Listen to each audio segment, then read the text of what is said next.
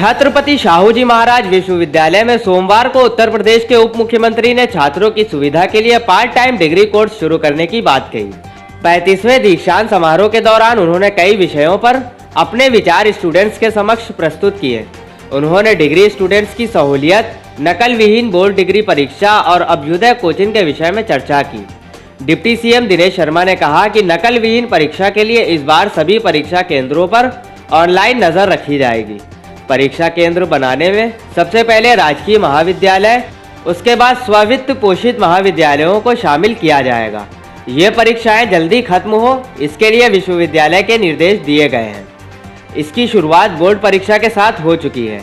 10वीं की परीक्षाएं जो पहले 2 महीने देर से चला करती थी, अब 12 से 15 दिनों में खत्म हो रही हैं। उन्होंने कहा कि संसाधनों के अभाव में जो छात्र कोचिंग नहीं कर पाते थे, उनके प्रतियोगी कोचिंग के लिए अभ्युदय कोचिंग केंद्र खोले गए हैं। इन केंद्रों में पढ़ने के लिए चयनित होने वाले छात्रों को टैब भी दिए जाएंगे। छत्रपति शाहू जी महाराज कानपुर विश्वविद्यालय में दीक्षांत समारोह के दौरान मुझे यहाँ आने का अवसर मिला।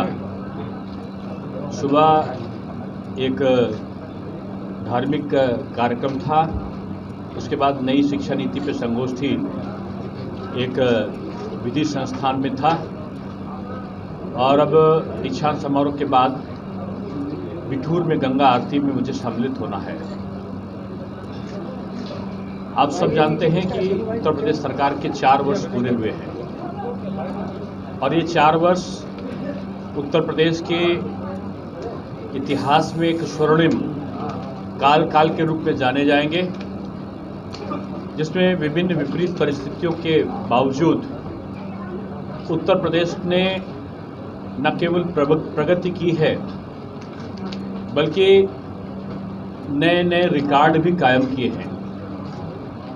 कोरोना संक्रमण काल में भी, जबकि सारी गतिविधियां लगभग बंद सी हो रही थी,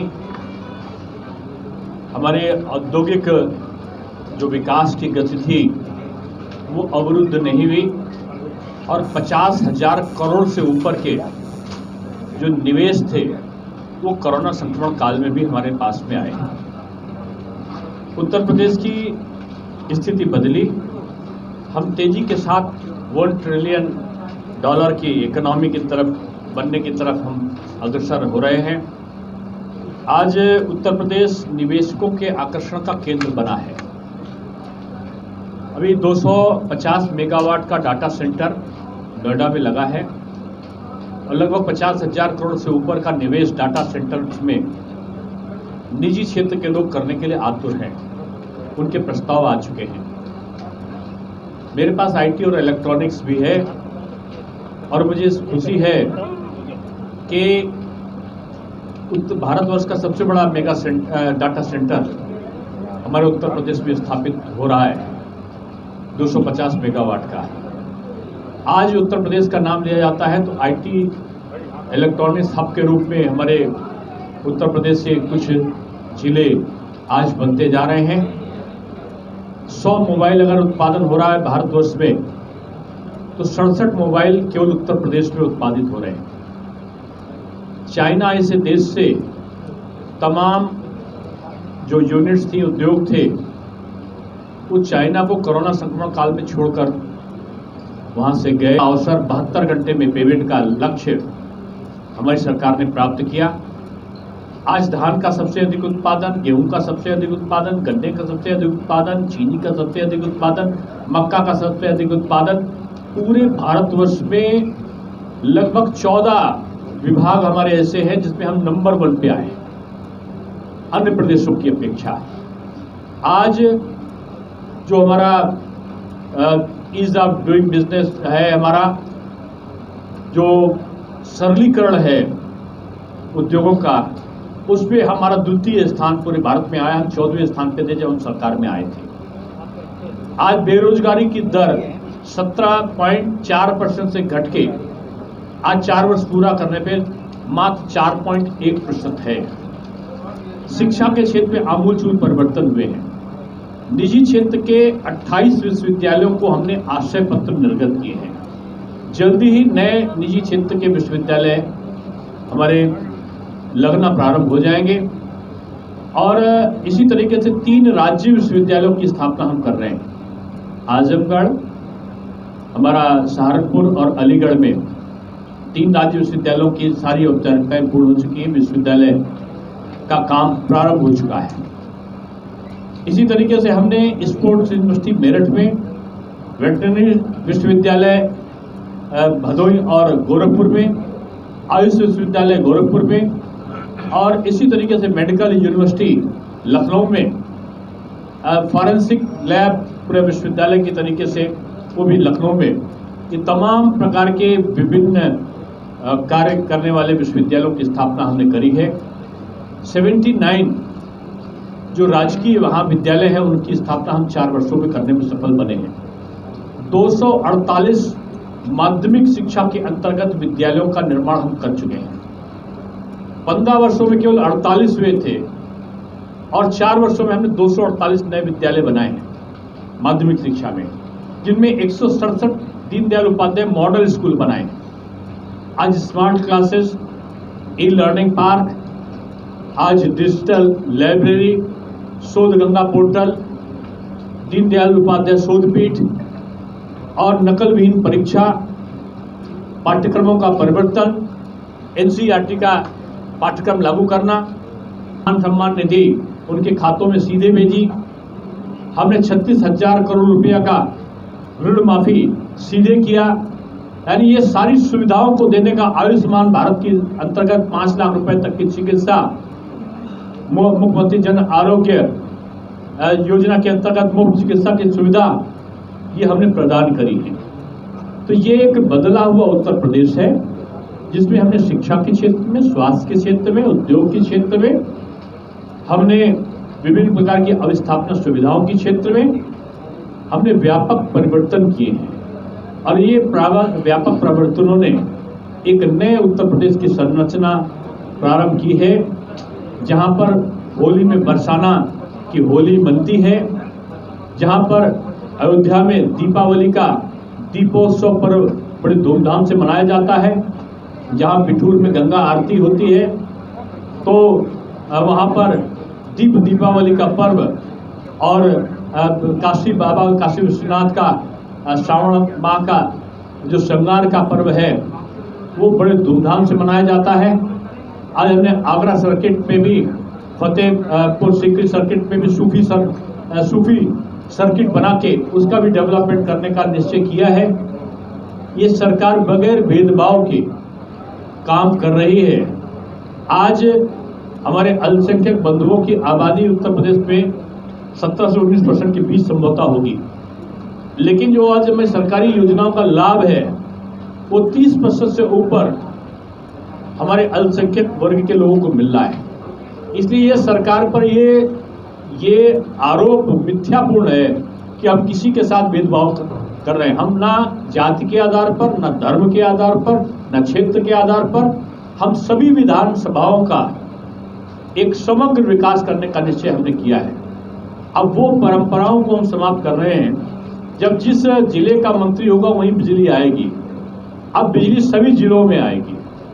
जिस विभाग का मंत्री होगा वहीं पर निर्माण होगा, नहीं, सभी जिलों का निर्माण होगा, सभी जिलों पर स्कूल होंगे, सभी जिलों पर समान विकास की अवधारणा को लेकर हम चले हैं।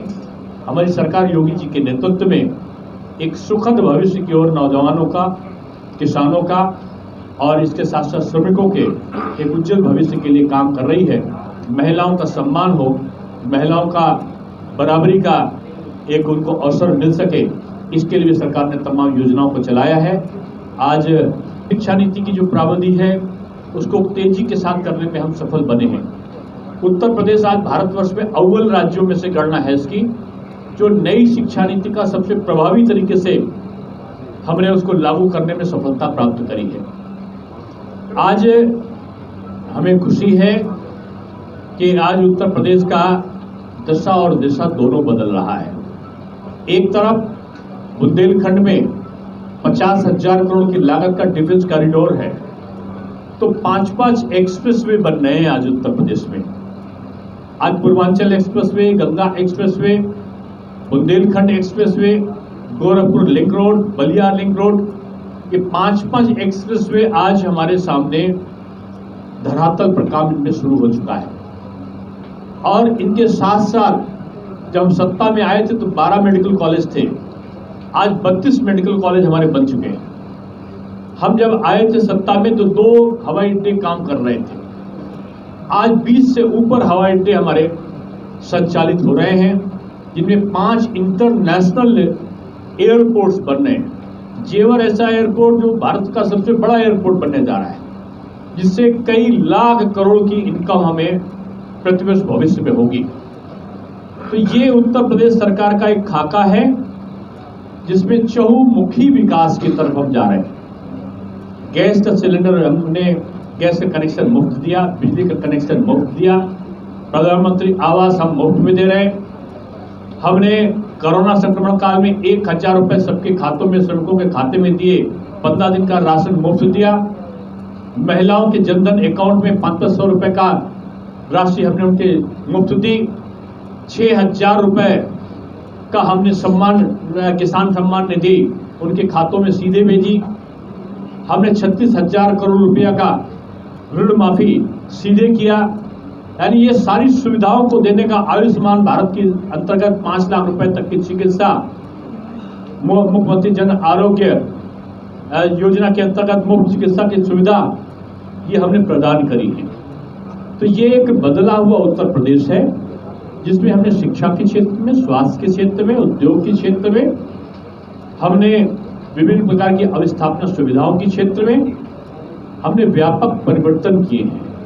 और ये व्यापक परिवर्तनों ने एक नए उत्तर प्रदेश की संरचना प्रारंभ की है, जहां पर होली में बरसाना की होली मनती है।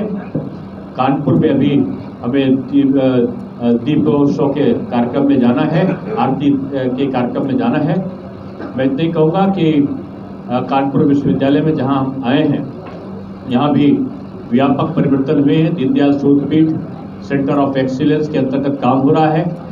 ये जो साहू जी महाराज विश्वविद्यालय है कानपुर का, इसके जो संबद्ध महाविद्यालय हैं, यहीं पर पंडित दीनदयाल उपाध्याय जी ने अध्ययन किया है, यहीं पर आदरणीय अटल बिहारी वाजपेयी जी ने अध्ययन किया है, यहीं पर आदरणीय रामनाथ कोविंद जी हमारे राष्ट्रपति ने अध्ययन किया है।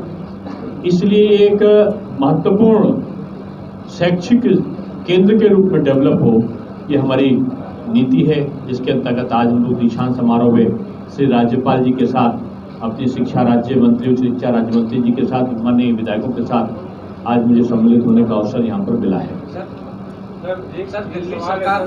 ये नीतिगत निर्णय है और उत्तर प्रदेश के माननीय मुख्यमंत्री जी प्रतिदिन कोरोना के संक्रमण का, उसके प्रभाव का परीक्षण करते हैं, अपनी टीम के साथ वो बैठते हैं और उनकी सम्यक दृष्टि है और जो भी उचित निर्णय होगा वो लेंगे। मैं समझता हूँ कि जल्दी ही इस बात की जानकारी आपको मिलेगी।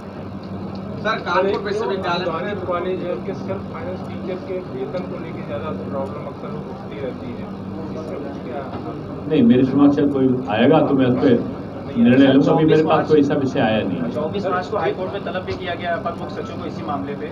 किस चीज में? ये वाले वित्त पोषण वाले मामले में जो इनकी सैलरी काफी कम है, 2 से 3 हजार रुपए की सैलरी पढ़ा रहे हैं वहाँ पे। नहीं, वित्त पोषण के बारे में जो नियम है उसका सीधा राज्य सरकार उसका पेमेंट नहीं करती है। जो वित्तविहीन विद्यालय स्थापित होते हैं उनके प्रबंधक एक शपथ पत्र देते हैं और उस शपथ पत्र में वो कहते हैं कि जो हमारे अपने साधन संसाधन से आय होगी, उस आय से हम विद्यालय का संचालन करेंगे।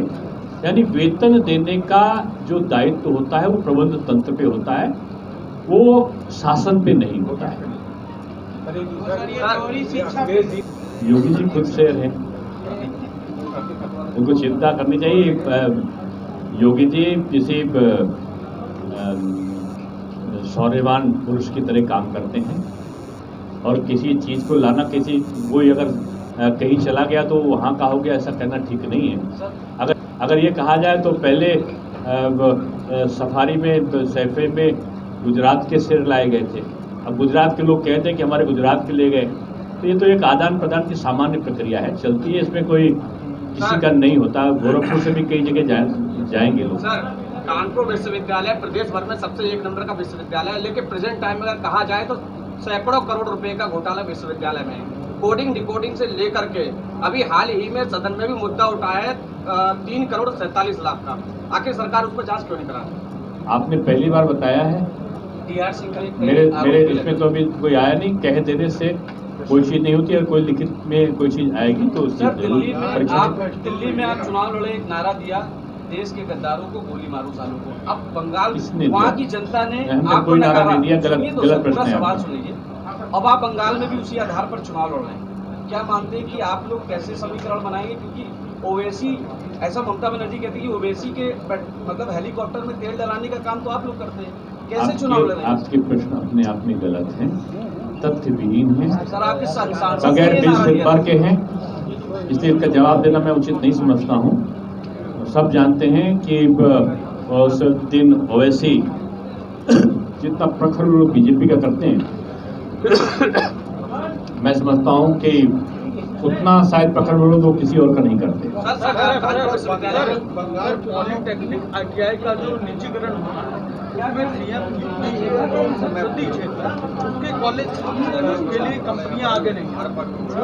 इसकी जानकारी मुझे नहीं। सर बंगाल में बीजेपी के मैनिफेस्टो में KG से लेकर PG तक जो है लड़कियों को मुफ्त शिक्षा देने हम तो पहले मुफ्त दे रहे हैं सरकारी यहाँ पे दे रहा हूँ। ग्रेजुएट तक की मुफ्त शिक्षा, ग्रेजुएट तक की मुफ्त शिक्षा दे रहा हूँ। यहाँ पे शिक्षा मुफ्त दे रहा हूँ। KG से PG तक की शिक्षा मुफ्त की बात की जा रही है। यहाँ भी बेसिक पे भी हमारे मुफ्त शिक्षा हम दे रहे हैं, ग्रेजुएट में भी मुफ्त शिक्षा दे रहे हैं। सर उत्तर प्रदेश के अधिकारियों आपको गलत जानकारियाँ ज़्यादा हैं। हमारा विधायक जो भी कहता है वो परिवार के अंदर कहता है, और परिवार के अंदर उसकी बात का समाधान आपके होता है। मुख्यमंत्री से शिकायत की है सर? आपको कहाँ से जानकारी दे दिया? जानकारी इसीलिए बताया आपको। सर एक सवाल है, सर एक लास्ट सवाल है।